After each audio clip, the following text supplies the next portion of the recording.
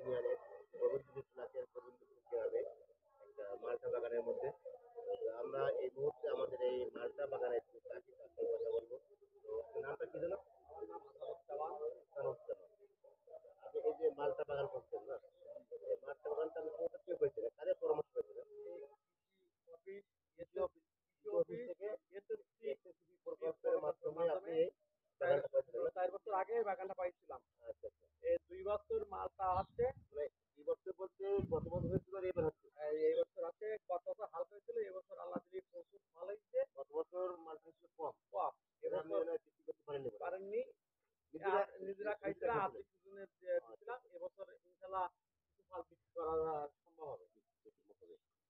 এই যে মালটা বাগান যে আপনার কি আপনি খুশি নাকি? জি, ইনশাল্লাহ খুব খুশি, খুব ভালো লাগে। আমার যখন মনটা খারাপ হয় আমি মালটা বাগানে আসি, আমি মালটা দেখি, আমার মনটা খুব ভালো হয়। আসলে যখন এগুলো আপনাদের তো সবই পরিবারের জন্য এগুলো আসলে প্রয়োজন আছে। জি জি যে মালটা বাগান এই দেখেন এই যে মালটা মালটা আমাদের বাংলাদেশের বাড়ি মালটা ছিল ওটা হচ্ছে এই পিছনে পয়সা একটা জায়গা জি আছে। জি এই পয়সা এটা যখন বড় হবে এই পয়সাটা কিন্তু আস্তে আস্তে হয়ে যাবে। জি জি তখন বলবেন যে মালটা উপযোগী।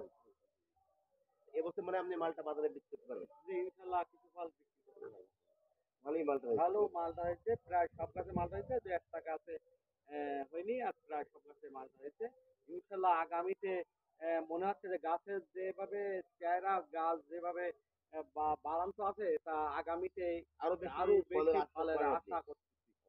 আমরাও আশা করি, আমরাও কৃষি বিভাগ আশা করি যে আপনার এখানে মালটা বাগানটা আরো ফল বেশি হোক এবং আপনার দেখা দেখি এই বাগানে এই এলাকায় আরো কিছু লোক এরকম মালটা চাষ করুক।